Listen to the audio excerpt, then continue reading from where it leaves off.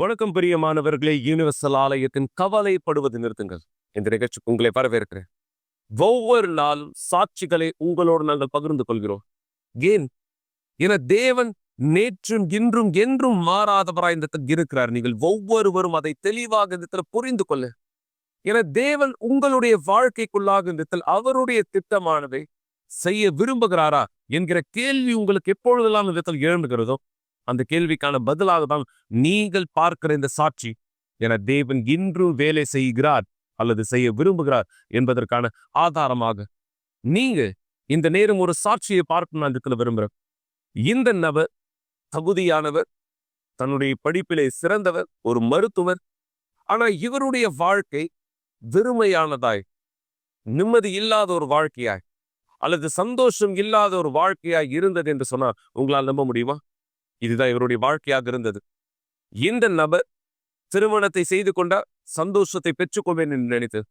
இந்த நபர் பிள்ளையை பெற்றுக்கொண்டார், சந்தோஷம் கிடைக்கும் என்று. ஆனா எந்த இடத்திலும் இவருக்கான சந்தோஷம், இவர் தேடுகிற சந்தோஷம் இந்த இடத்தில் இன்னும் கிடைக்கவில்லை.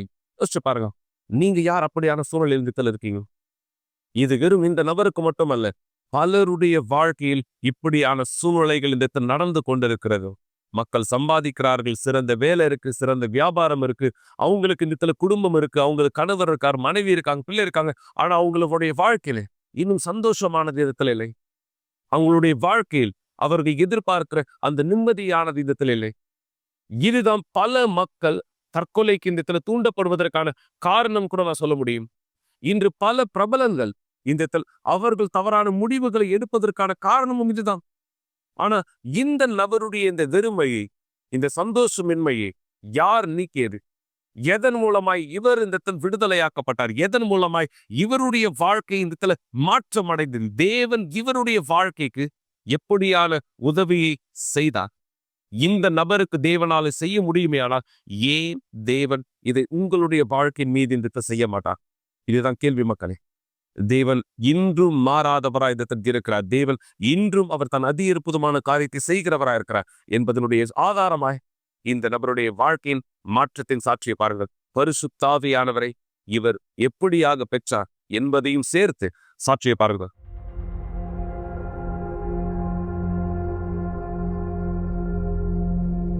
என்னுடைய வாழ்க்கையில் ரொம்ப காலமாகவே இந்த மன அழுத்தமானது இருந்தது. நான் சின்ன வயசாக இருக்கும்போதே என்னுடைய பெற்றோருடைய திருமண வாழ்க்கையில் பிரச்சனையானதை நான் பார்க்க ஆரம்பித்தேன். நான் ரொம்ப சின்ன வயசாக இருக்கும்போதே அவங்க விவாகரத்து வாங்கிட்டாங்க. எங்கள் அப்பா மேலே நான் வெறுப்பை வளர்த்துக்கிட்டேன். நேரம் போக போக அது அதிகரிச்சுட்டே போச்சு. அதுலேருந்து தப்பிக்கிறதுக்காக என்னுடைய முழு கவனத்தை படிப்பில் செலுத்திட்டேன். எனக்குள்ளாக இருக்கிற அந்த வெறுமையை போக்குறதுக்காக நான் அதிகமாக படிக்க ஆரம்பித்தேன். மருத்துவத்துறையில் நான் பட்டப்படிப்பு முடிச்சுட்டேன். நான் நினச்சேன், என்னுடைய பெரிய கனவு நான் டாக்டர் ஆகிட்டேன்னா நான் ரொம்ப சந்தோஷமாக இருப்பேன்னு நான் நினச்சேன். ஆனால் நான் பார்த்தேன், அது நடக்கலை. அதுக்கப்புறம் நான் நினச்சேன் நான் திருமணம் பண்ணிக்கணும்னு. ஆனால் அது கூட அந்த வெறுமையை நிரப்பலை. நான் நினச்சேன், ஏன்னா எனக்கு குழந்தை வேணும்னு நான் நினச்சேன். எனக்குள்ளே ஏதோ தவறப்பட்டிருக்குன்னு எல்லா முயற்சியும் எடுத்தேன் அதை நிரப்புறதுக்காக. சந்தோஷத்தை தேடணுன்ற என்னுடைய கதையில் நான் எப்போவுமே தேடிட்டே இருந்தேன். அதுக்கப்புறம் நான் கர்ப்பம் தரித்தேன். குடும்பம் இருந்துச்சுன்னா நான் சந்தோஷமாக இருப்பேன்னு நினச்சேன். என்னுடைய மகன் பிறந்தான். எப்போ என்னுடைய மகன் பிறந்தானோ அப்போவே என்னுடைய கனவுகள், நான் எதை சாதிச்சா சந்தோஷம் அடைவேன்னு நான் நினச்சேனோ அது எல்லாமே தடைப்பட்டுடுச்சு. நான் உணர்ந்தேன், நான் சந்தோஷத்தை கண்டுபிடிக்கலன்னு. என்னுடைய வாழ்க்கையில் சில அறிகுறிகளை நான் பார்க்க ஆரம்பித்தேன். முன்பு இல்லாத அறிகுறிகளை நான் பார்க்க ஆரம்பித்தேன். எப்படிப்பட்ட அறிகுறினா, மன அழுத்தம். சில நேரத்தில் நான் நல்லா இருப்பேன், திடீர்னு நான் பதட்டம் அடைவேன். ஏதோ ஒன்று இறுக்கி பிடிக்கிறது போல் நான் உணர்வேன். ஏதோ ஒன்று நடக்க போகுது, நான் இறந்துடுவேன் அப்படின்னு நினச்சேன். அது என்னை பயமுறுத்த ஆரம்பிச்சது. நான் அதிர்ச்சினால் தாக்கப்பட்டேன், பதட்டத்தால் தாக்கப்பட்டேன். எனக்கு இரவில் தூக்கம் வராது. நான் யாருக்கிட்டையுமே சொல்லலை எனக்குள்ளே என்ன நடக்குதுன்னு. ஏன்னா என்னுடைய வாழ்க்கையை நான் வெளிப்படுத்த நான் வைக்கப்பட்டேன். ஏன்னா எப்போவுமே நான் ஒரு போருக்குரிய பெண்ணாக, பலனுள்ள பெண்ணாக தான் நான் இருப்பேன். பெரும்பாலும் மக்கள் நியாயம் தீர்ப்பாங்க. யார் மன அழுத்தத்தில் இருக்காங்களோ அவங்க பலவீனமானவங்கன்னு சொல்லுவாங்க. அதே மாதிரி என்ன நான் நினச்சேன். ஆனால் நான் பார்க்க தொடங்கினேன், இது எப்படின்னா என்னுடைய சக்திக்கு மீறினதாக இருக்குது. எது என்னுடைய கட்டுப்பாடில் இருக்குதோ அதை தாண்டினதாக இருக்குது. ஒரு நாள் காலையில் என்னுடைய மகனோட நான் வெளியில் வாக்கிங்காக போனேன். அப்போ என்னுடைய குழந்தைக்கு 6 மாதம்தான் ஆச்சு. அவன் என்னுடைய கார் பின்னாடி சீட்டில் உக்காந்துட்டு இருந்தான்.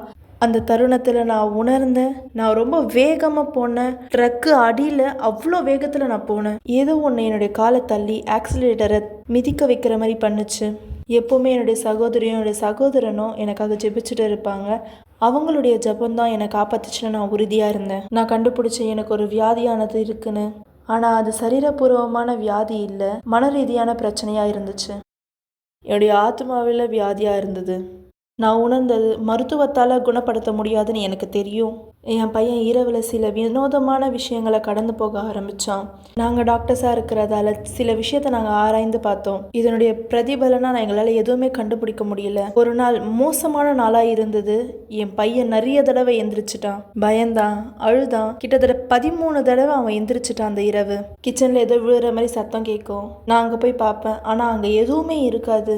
வீடை சுற்றி நான் நிழல்களை பார்க்க ஆரம்பித்தேன். அவனுடைய அறைகளிலும் நான் நிழல்களை பார்க்க ஆரம்பித்தேன். அவன் ரொம்பவே பயந்தான், பரிதவிப்போடு அழுதுட்டே. விடியகால 5 மணிக்கு என்னுடைய சகோதரிக்கு நான் கால் பண்ணேன். இதுக்கு மேலேயும் என்னால் ஏற்றுக்க முடியாது, இந்த தொந்தரவுகள், நான் கேட்ட சத்தங்கள், இதுக்கு மேலேயும் என்னால் தாங்க முடியாது. அதனால அவங்கள நான் ஜெபிக்க சொல்லி கேட்டேன். வணக்கம், என்னுடைய பேர் ஆண்ட்ரியா. நான் டானியாவுடைய சகோதரி. ஒரு நாள் ஒரு அழகான காலை நேரத்துல அவ எனக்கு ஃபோன் பண்ணியிருந்தா. அவ என்கிட்ட சொல்லியிருந்தா அவளுக்கு ஜெபம் தேவைன்னு. அவ ரொம்ப பரிதவிப்பா இருந்தா. அந்த இரவு முழுவதும் அவ தூங்கவே இல்லை. சத்தங்கள் கேட்பது, குரல்கள் கேட்பது மற்றும் நிழல்களை பார்ப்பது. என்னுடைய உறவினர்கள் சந்திச்ச அதே பிரச்சனை தான் இவளும் கடந்து போயிட்டு இருந்தா. ஏறக்குறைய 2 வருஷமா இந்த பிரச்சனையை அவ சந்திச்சா. அங்க எப்போவே அங்க இருந்தும் வார்த்தையை கொடுப்பதற்காக மற்றும் சத்தியத்தை அவ தெரிந்து கொள்ளும்படியாக. எனக்கு நல்லா ஞாபகம் இருக்கு. அன்னைக்கு நடந்தது இன்னைக்கு நடந்த மாதிரி இருக்கு. அதுதான் என்னுடைய வாழ்க்கையிலே மோசமான நாட்களா இருந்தது. 1.5 வருஷமா நான் தேவனை வேற இடத்துல தேடிட்டு இருந்தேன். நான் தேவனுடைய வார்த்தையை கற்றுக்கொண்டேன். நான் தேவனுடைய வார்த்தையின் மீது தாகத்தோட இருந்தேன். நான் கேட்டது செயல்படுத்தணும்னு நான் கேட்கல. நான் ஊழியம் செய்கிறவ, ஆனால் ஒரு பொழுதும் என்னுடைய வாழ்க்கையானது மாறலை. எனக்கு ஒரு பேஷண்ட் இருந்தாங்க. அவங்க எனக்கு ரொம்ப பாரமாக இருந்தாங்க. எப்போவுமே என்னுடைய ஆஃபீஸ்க்கு அவங்க வந்துட்டு போவாங்க. நான் ரொம்ப மோசமாக உணருவேன். நான் அவங்களை இனிமேல் பார்க்கக்கூடாதுன்னு நினச்சேன். ஆனால் அவங்க என்னை ரொம்ப வற்புறுத்துவாங்க. கிட்டத்தட்ட 5 வருஷத்துக்கு அப்புறம் ஒரு நாள் நான் அவங்கள பார்த்தேன். அவங்க வராங்கன்னு தெரிஞ்சு சில அப்பாயின்மெண்ட்ஸ் நான் கேன்சல் பண்ணிட்டேன். அந்த நாட்களில் அவங்கள நான் பார்க்கக்கூடாதுன்னு தவிர்த்துக்கிட்டேன். ஆனால் அவங்க என்னை பார்க்கறதுக்கு வற்புறுத்துனாங்க. ஒரு நாள் அவங்க உள்ளே வந்தாங்க.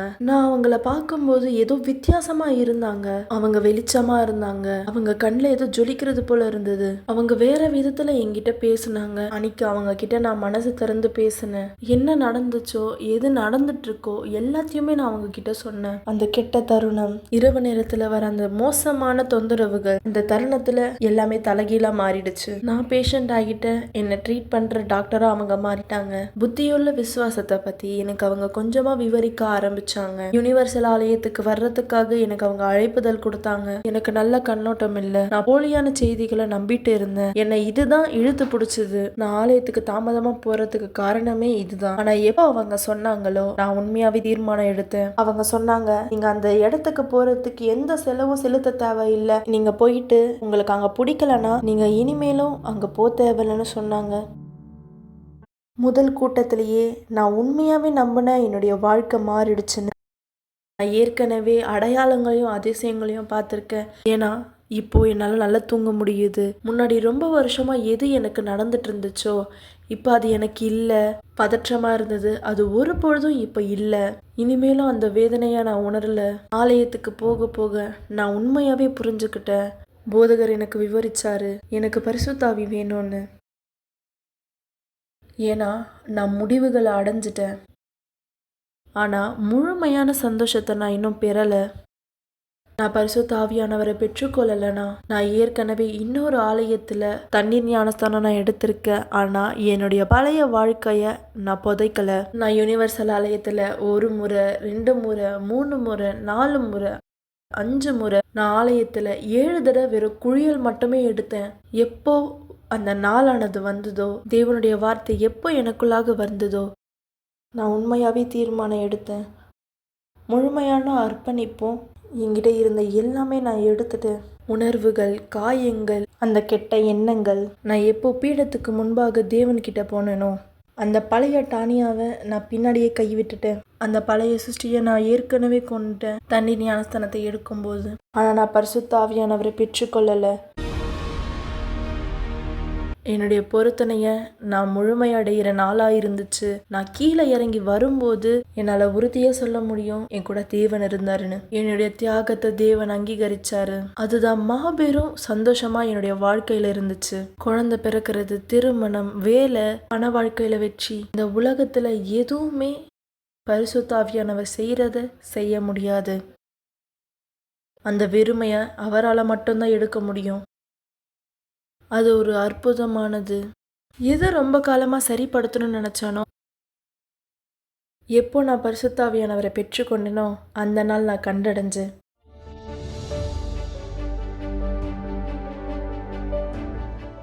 பரிசுத்த ஆவியானவரை பெற்றுக்கொண்டதுக்கு அப்புறம் தேவனுடைய வாக்குத்தத்தத்தை என்னுடைய வாழ்க்கையில் நான் அடையணும்னு நான் தேட ஆரம்பித்தேன்.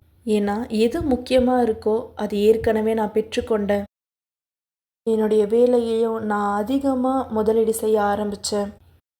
இன்றைக்கி நான் நோ கட் ஐலட் சர்ஜரியை நான் செய்கிறேன். இந்த முழு உலகத்துலேயும் என்னால் மட்டும்தான் இதை செய்ய முடியும். இது பீடத்திலிருந்து எனக்கு வந்தது. இது தேவனுடைய வழிகாட்டுதலோடு நான் பண்ணுறேன். என்னுடைய திருமண வாழ்க்கை அருமையாக இருக்குது. என்னுடைய மகன் அருமையாக இருக்கான். இப்போ என்னுடைய மகனுக்கு 20 வயசு ஆகுது.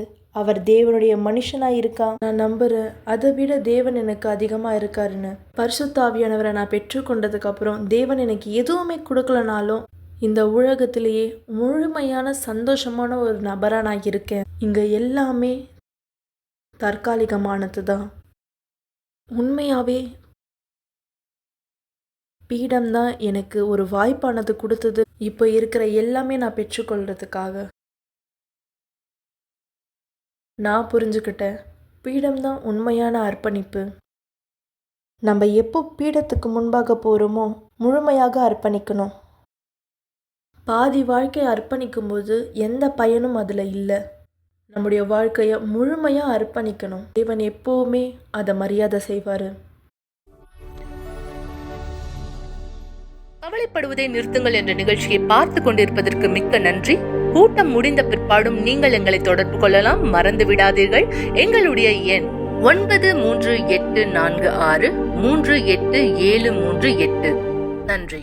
மிக சரியாக ஒருவருடைய உட்புறத்திலிருந்து மாற்றம் இந்த முழுமை அடைய வேண்டுமேனா பரிசுத்த ஆவியானவர் மூலமாய் மட்டுமே என்பதை நீங்க இந்த புரிந்து கொள்ள முடியும். இன்று அருமையான திருமணம், தன்னுடைய அருமையான பிள்ளை, ஏறக்குறைய 20 வயது, ஆசீர்வாதமான வாழ்க்கை, தேவனோடு சந்தோஷத்தை சமாதானத்தை உடையவராய் இவர் வாழ்க்கையானது இருக்கிறது. இவர் சொன்ன இந்த காரியத்தை நீங்க கவனிச்சிருப்பீங்களா? இந்த பூமியில எது வேண்டுமானாலும் எனக்கு இந்த இல்லாமல் இருக்கலாம், ஆனால் தேவனுடைய பிரசன்னத்தில் நான் பெற்ற இந்த அனுபவம் மற்ற எல்லா பொக்கிஷங்களோட மேலானது.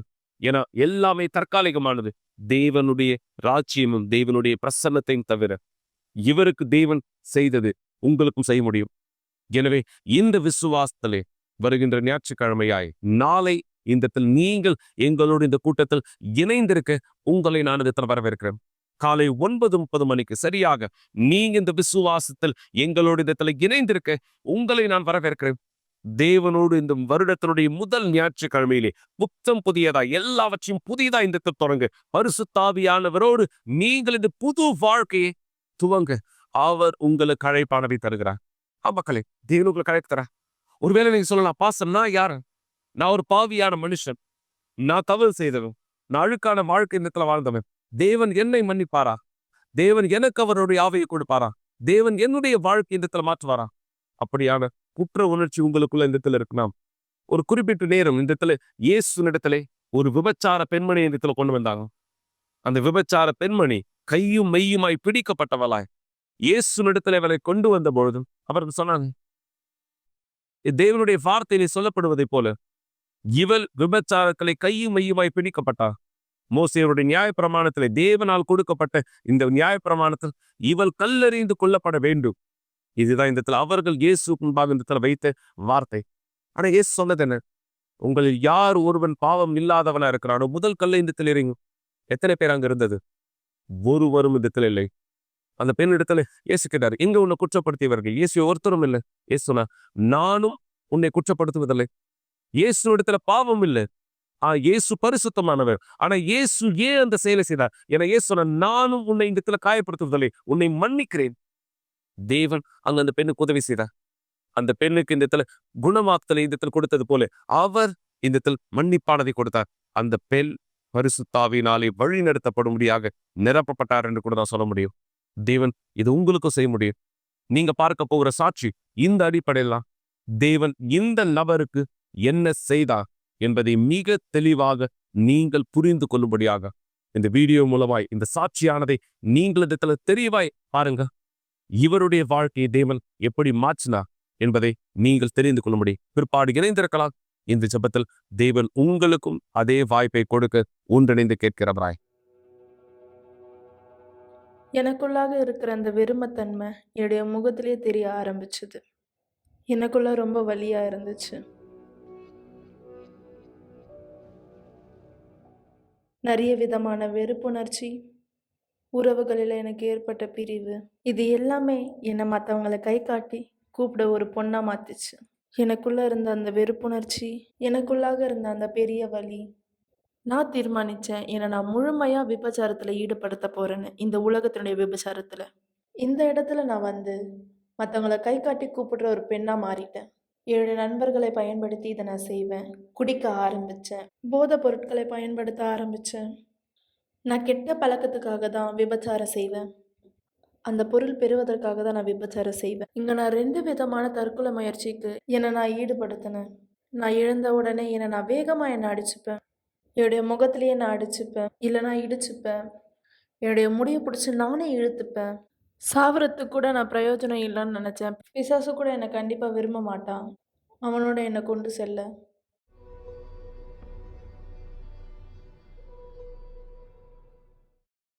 நான் பாத்ரூமில் இருக்கும்போது அழுவேன், தனியாக இருக்கும்போது தான் அழுவேன், விபச்சாரம் செஞ்சுட்டு இருக்கும்போது கண்ணீர் விட்டு அழுவேன். எனக்கு தெரியல, எனக்கு உண்மையாகவே தெரியல அந்த நேரம். அப்போ தான் நான் ஒரு ப்ரோக்ராம் ஆரம்பித்தேன். கிட்டத்தட்ட காலையில் 5 மணிலேருந்து சாயங்காலம் 6 மணி வரைக்கும். பிற்பாடு நான் வீட்டுக்கு போனதுக்கப்புறம் என்கிட்ட இருக்கிற எல்லா சோப்பையும் எடுத்து நான் குளிக்க ஆரம்பித்தேன். நான் நினச்சேன், ரொம்ப அழுக்காக இருக்கேன், அழுக்காக இருக்கிறது போல் உணர்றேன். எப்படி இருந்துச்சுன்னா, ஒரு புழுதியில் நான் போய் படுத்து எந்திரிக்கும்போது அந்த புழுதி உடம்ப விட்டு போகாமல் இருக்கும்போது எப்படி இருக்குமோ அந்த மாதிரி நான் உணர்ந்தேன். ரொம்ப மோசமான விஷயம். நான் அழுக்காக இருக்கிறது போல் உணர்ந்தேன். அந்த நேரமானது யாராச்சும் வந்து என்னை குத்தி கொல்ல மாட்டாங்களா அப்படின்னு நான் நினச்சேன். அப்போ ஒரு நேரம் வந்துச்சு. என்னுடைய முன்னாள் கணவர் விபச்சாரம் செய்கிற இடத்தினுடைய முதலாளியாக இருந்தார். நான் நினச்சேன், அந்த நேரமானது எனக்கு சமாதானம் வரணும், நான் இனிமேலும் பிரச்சனையோடு இருக்க போகிறதில்ல. அந்த நேரம் எனக்கு மோசமாக இருந்துச்சு தவிர சரியாகலை. ஏன்னா அந்த உறவு, முன்னாடி இருந்த அந்த உறவு, நான் அதில் செதைச்சு போயிட்டேன். அவரோடு இருந்த அந்த உறவு, என்னால் யாரையும் அன்பு செய்ய முடியல, என்னால் யாரையும் பார்க்க முடியல, யாரும் என்னை அன்பு செய்யலை. என்னுடைய 26 வயசில் உலகத்தின் வழியில் போயிட்டேன். உலகத்தின் வழியில் போயிட்டு இந்த மாதிரி மாற ஆரம்பித்தேன். இந்த மாதிரி உடல் பயிற்சி செஞ்சு என்னை அழகுபடுத்திக்கிறதுக்காக. இதெல்லாம் எதுக்கு செஞ்சேன்னா, எனக்குள்ளே இருக்கிற அந்த வெறுமையை மறைக்கிறதுக்காக. என்னுடைய உடம்பை நான் ஃபிட்டாக மாற்றிக்கிட்டேன். என்னுடைய அம்மா கேட்டாங்க, என்ன ஆச்சு உனக்கு, ஏன் இப்படிலாம் செய்கிற, என்ன ஆச்சுன்னு கேட்கும்போது நான் அதை சொல்ல விரும்பலை. எனக்குள்ளே இருந்த அந்த வெறுமையை நான் மறைக்க தான் நினச்சேன். அந்த நேரமானது நான் பயன்படுத்தின பொருட்கள் ரொம்ப ஆபத்தான பொருட்கள். நான் ஸ்டெராய்டை பயன்படுத்த ஆரம்பித்தேன். ஏன்னா என் உடம்பை நான் ஃபிட் ஆகிக்கணும்னு நினச்சேன். உங்களுக்காக ஒரு மனுஷன் இங்க இருக்காரு. அவர் உங்ககிட்ட பேச விரும்புறார். என்னுடைய பேர் டானின் மோலின். நான் உடல் பயிற்சியை கற்றுக் கொடுக்குற ஒரு ஆள். இவங்க என்னை அழைச்சாங்க அவங்களுடைய உடலுக்கு நான் உடல் பயிற்சி கொடுக்க. அந்த நேரம் நிறைய இவங்க ஆஸ்ட்ராய்டு எடுக்க ஆரம்பித்தாங்க, அவங்களுடைய உடலை இன்னும் அதிகமாக ஏற்றுறதுக்காக. அது மட்டும் இல்லை, இவங்க நிறைய விதமான போதைப் பொருட்களோட பயன்படுத்தினாங்க.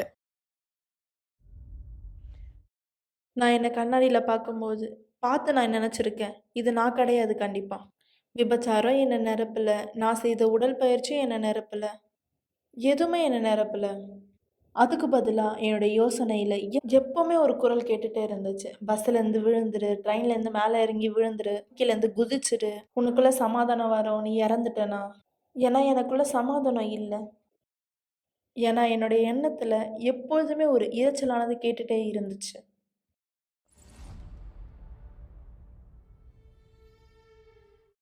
ஒரு நாள் நான் வெளியில நிக்கும்போது, சிகரெட் புடிச்சுட்டே இருக்கும்போது, ஆண்டவர்கிட்ட சொன்னேன், "ஆண்டவரே என்னுடைய வாழ்க்கைய மாத்துங்க. நீங்க உண்மையாவே என்ன அன்பு செய்றீங்கன்னா, என்னுடைய வாழ்க்கைய மாத்துங்க. எனக்கு ஒரு வாய்ப்ப குடுங்க. என்னுடைய வாழ்க்கைய மாத்துங்க. என்னுடைய கதைய மாத்துங்க." அப்போ அந்த நேரம் ஏறக்குறைய 10 வருஷமா நான் ஆண்டவர்கிட்ட பேசவே இல்ல. நான் ஆண்டவர்கிட்ட பேசவே விரும்பல. ஏன்னா நான் ஆண்டவர் மேல தப்பு சொல்லணும்னு விரும்பல. நான் நம்புறேன், நான் பண்ண ஜெபத்த ஆண்டவர் கேட்டாரு. நான் அந்த நேரம் செஞ்ச ஜெபத்த தேவன் கேட்டிருக்காரு. எனக்கு உடற்பயிற்சி சொல்லிக் குடுத்த அந்த டேனியல் கொஞ்ச நாளா காணாம போயிட்டாரு. கொஞ்ச நாட்கள் பிற்பாடு நான் திரும்பியும் அவர பார்த்தேன். அவர் வித்தியாசமா இருந்தாரு. அவர் உண்மையாவே வித்தியாசமா தெரிஞ்சாரு. அப்ப அவர் என்கிட்ட வந்து சொன்னாரு, "ஆலயத்துல கெட்ட பழக்கங்களை விடுவதற்கான கூட்டங்கள நான் கலந்துக்கிட்டேன்" அப்டின்னாரு. அப்போ எனக்கு ஆர்வம் வந்தது. நானும் போய் அந்த கூட்டத்துல கலந்துக்கணும் அப்டின்னு.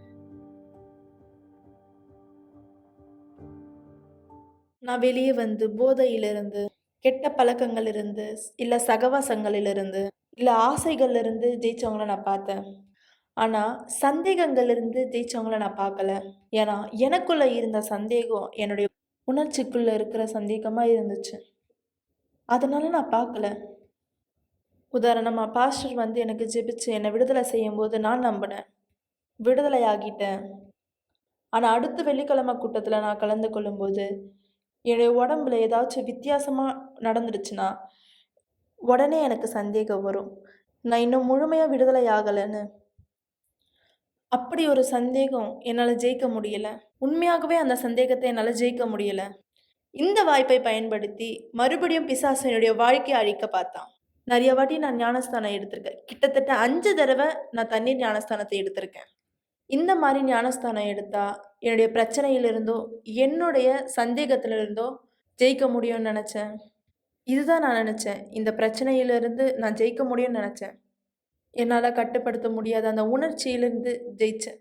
ஏன் இந்த சந்தேகம் எனக்குள்ளாக தொடர்ந்து அதிகமா இருந்துச்சு? முன்பு நான் ஆலயத்துல இருக்கும்பொழுது போதகருடைய மகளா இருந்தேன். நான் அந்த இடத்திலிருந்து எல்லாமே உணர்ச்சியால தான் நடக்கணும்னு நெனச்சுக்கிட்டேன். நான் ஆண்டவர உணர்றேன். இங்க உணர்றேன். நான் பரிசுத்தாவிய உணர்றேன். ஏன் நான் பரிசுத்தாவிய உணர்ந்தேனா? ஏன்னா நான் உணர்ச்சியில இருந்தேன். ஆனா பரிசுத்தாவிக்கும் உணர்ச்சிக்கும் சம்மந்தமே கிடையாது. பரிசுத்தாவி வந்து உறுதியானவர். அதனால தான் என்னுடைய விடுதலை ரொம்ப கால தாமதமாச்சு. நான் கொஞ்ச நேரம் விடுதலையான மாரி உணருவேன். திரும்பியும் சந்தேகம் வரும். பிசாசுக்குள்ள போன மாரி இருக்கும். திரும்பி வந்து யாராவது வந்து என்கிட்ட பேசுவாங்க. இது எத்தன தடவ நடந்துச்சு தெரியுமா? போதகர் வந்து பேசியிருக்காரு. போதகர் மனைவி வந்து பேசியிருக்காங்க. அவங்க ஏன் என்கிட்ட வந்து பேசுறாங்க? ஏன்னா எனக்கு அவங்க உதவி செய்யணும்னு நெனைக்கிறாங்க. என்கிட்ட போதகர் 1 மணி நேரம் பேசினா கூட எனக்கு அது உதவி செய்த மாரி இருக்காது. ஏன்னா, இன்னும் அந்த உணர்ச்சியானது எனக்குள்ள இருந்தது. நான் அந்த நேரம் கெட்ட பழக்கத்துக்கு அடிமையா இல்ல. நான் விபச்சாரம் செய்யல. இல்ல எல்லாத்தையுமே நிறுத்திட்டேன் நானு. இருந்தாலும் எனக்குள்ள அந்த சந்தேகம் இருந்துச்சு. எப்போ இது மாற ஆரம்பிச்சது? நான் எப்போ தீர்மானம் எடுத்தனோ இஸ்ரவேல் சிறப்பு நிகழ்ச்சியில கலந்து கொள்ள, பரிசுத்த ஆவிய பெற்றுக்கொள்ள நான் ஒரு தியாகம் செஞ்சேன். நான் என்னுடைய எல்லாத்தோட நான் பீடத்தின் மேல ஏறினேன். நான் பீடத்து மேல ஏறினதுக்கு அப்புறம் சொன்னேன், "ஆண்டவரே, இதுக்கு மேல நான் சந்தேகப்பட மாட்டேன். நான் பீடத்து மேல ஏறியிருக்கேன். என்னுடைய தியாகத்த செஞ்சிருக்கேன். நான் பரிசுத்த ஆவி பெற்றுக்கொள்ள. நான் இனிமே சந்தேகப்பட மாட்டேன்." நான் பீடத்தின் மேல ஏறின தியாகம் செய்ய உண்மையான தியாகம். நான் ஆண்டவர்கிட்ட இப்படி சொன்னேன். "ஒண்ணு என்ன விடுதலையாக்குங்க. இல்லன்னா என்ன உலகத்துக்கு கொடுத்துடுங்க. நான் இனிமேல் உணர மாட்டேன். உணர்ச்சி வசம் மூலமா உங்கள தேட மாட்டேன். எனக்கு பரிசுத்த ஆவி வேணும். இனிமேலும் நான் ஆலயத்துல உட்காந்துட்டு போற ஒரு நபரா நான் இருக்க மாட்டேன்." அந்த நேரமானது கடைசியான நேரமா இருந்தது. பிசாசு என்னுடைய எண்ணத்த திருட முடியல. ஞாயிற்றுக்கிழமை என்னுடைய தலையின் மீதாக கரங்களை வைத்து பரிசுத்த ஆவி அறிக்கையிடும் பொழுது நான் பரிசுத்த ஆவி பெற்றுக்கொண்டேன். அந்த நேரமானது நான் எதையும் உணரல. அதான் நான் ஆண்டவர்கிட்ட கேட்டது. தேவனே, உங்கள நான் உணர்ச்சியோட தேட மாட்டேன். உம்முடைய பரிசுத்த ஆவி பெற்றுக்கொள்ள எனக்கு உறுதி தேவை. அவருடைய கரங்களை என்னுடைய தலையின் மீதாக வைக்கும்போது நான் பரிசுத்த ஆவி பெற்றுக்கொண்டேன். ஆலயத்திற்கு வருவதற்கு முன்பாக பரிசுத்த ஆவி இருக்கின்ற அந்த உறுதி நான் கொண்டு வந்த உறுதியாய் இருந்தது. அது தேவனால கொண்டு வந்த உறுதி கிடையாது. அதுதான் எனக்கு வித்தியாசமா நடந்தது. என்னுடைய தலையின் மீதாக கரங்களை வைத்து அறிக்கையிட்டு நான் பரிசுத்த ஆவி பெற்றுக்கொள்ளும்போது, எனக்குள்ளாக தீர்மானம், முடிவு, பலன்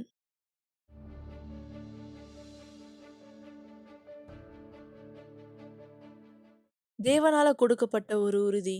இந்த உறுதி நானே கொண்டு வந்ததில்ல. தேவன் எனக்காக கொடுத்த உறுதி. நான் கிட்டத்தட்ட 3 வருஷமா இந்த ஆலயத்துல இருந்தேன். எனக்குள்ளாக எப்போ பரிசுத்தாவி வரப்பட்டதோ, நான் உணர்ச்சியில பரிசுத்தாவி தேடாம எப்போ விசுவாசத்துல தேடி பெற்றுக்கொண்டேனோ, அப்போ எல்லாமே கட்டப்பட்டுச்சு. என்னுடைய சிந்தனையில சமாதானம் உண்டாச்சு. எனக்குள்ளாக இனிமேலும் எந்த விதமான மக்களை எதிர்த்து பிரச்சனை இருக்காது. வெறுப்புணர்ச்சி கிடையாது. இனிமேலும் அந்த வெறுமையானது எனக்கு கிடையாது. எல்லா கூட்டத்திலுமே நான் கலந்து கொண்டேன். இன்னைக்கு நாங்கள் இருவரும் திருமணம் பண்ணியிருக்கோம். நாங்கள் இருவரும் சந்தோஷமா இருக்கோம். மிக முக்கியமாக தேவனோடு இருக்கக்கூடிய உறவில் மிக பலனா இருக்கிறா. எங்களுடைய வாழ்க்கை சந்தோஷமா இருக்கு. ஒரு தாயா இருக்காங்க, உண்மையான ஒரு தாயா, தன்னுடைய குழந்தைய பார்த்துக்கிற ஒரு தாயா. எல்லாத்துக்கும் மேல நன்றி, எங்களுடைய மகள் கூட பீடத்து மேல இருக்கா. நாங்க வணங்குற அதே தேவனை அவளும் வணங்கி கொண்டு இருக்கா. நீ ரொம்ப அற்புதமான ஒரு தாய் என்னுடைய மகளுக்கு, அற்புதமான மனைவி கூட. நான் உன்னை இன்னும் அதிகமா நேசிக்கிறேன். நான் கூட உங்கள அன்பு செய்றேன். நான் உங்களுடைய வாழ்க்கைக்காக தேவனிடத்துல நன்றி செலுத்துறேன்.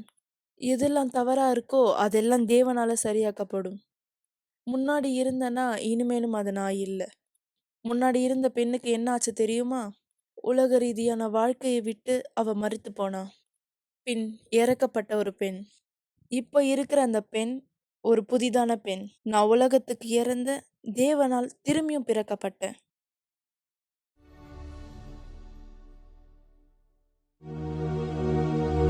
ஒரு கிளாஸ் தண்ணீரை ஆயத்தப்படுத்திக் கொள்ளுங்கள் அல்லது தொலைக்காட்சிக்கு அருகாமையிலே வாருங்கள். இந்த நேரம் உங்களுக்கான ஒரு சிறப்பு ஜெபத்தை நாம் செய்ய போகிறோம்.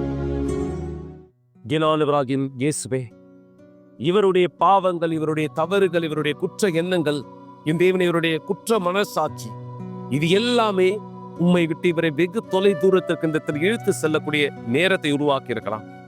ஆனால் இந்த தேவனின் ஆண்டவராக இயேசுவே, இதோ இந்த சாட்சியின் மூலமாய் இவர்கள் புரிந்து கொள்ளட்டும். நீர் வெறும் கடந்த காலத்தில் மன்னித்தவர் மட்டுமல்ல, இன்றும் மன்னிக்கிற அதே தேவனாய் இருக்கிறேன்.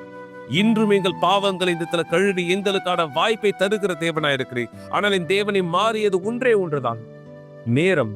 இந்த இடத்தில் வருடங்கள் மட்டும்தான். ஆனால் நீர் மாறவில்லை. இந்த நாள், இந்த வாய்ப்பை யார் ஏற்றுக்கொள்கிறாரோ, இந்த நாள் இவர்கள் யார் தன் பாவ வாழ்க்கையை விட்டு இயேசுவை என்னை மன்னியும், எனக்கான புது வாழ்க்கையை தாரும் என்று இந்த இடத்தில் கேட்டு உம்மோடு தன்னுடைய உறவை இந்த இடத்தில் பலப்படுத்திக் கொள்ள விரும்புவாரோ, இதோ என் தேவனை ஆண்டவராக இயேசுவே, உம்மோடு இந்த புது உடன்படிக்கை இந்த இடத்தில் தொடங்க தன்னுடைய அனுமதியை உமக்கு தருவாரே. ஆனால் உம்முடைய சர்வ வல்லமையான கைகளிலே என் தேவனே, என் ஆண்டவராக இயேசுவே, இந்த நபருடைய பாவங்கள், தவறுகள், குற்ற எண்ணங்கள், குற்ற மனசாட்சி, எல்லா அழுக்கான எண்ணங்கள், யோசனை முற்றிலும் நீக்கப்பட்டு உம்முடையவராய், உம்முடைய ஜனமாய், உம்முடைய மகன் மகளாய் தெரிந்து கொள்ளப்படும்படி இவர்களை இந்த நீர் ஏற்றுக்கொள்கிறார். என் தேவனை, இவருடைய பாவங்களை இந்த உம்முடைய நாமத்தினாலே மன்னிக்கிறேன். இவருடைய தவறுகளை உம்முடைய நாமத்தினாலே இந்த மன்னிக்கிறேன். இவர் தன்னுடைய கடந்த கால வாழ்க்கையை கைவிட்டு உம்மோடு புது வாழ்க்கையை தொடங்க இவர் வாழ்க்கையை ஆசீர்வதிக்கிறேன்.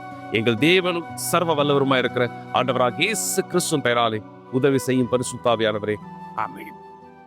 தேவன் உங்களுக்கு உதவி செய்ய தயாராக இருக்கிறார். உங்கள் பாவங்கள் கழுவி அவர் உங்களை சுத்தமாக்கும்படியாக.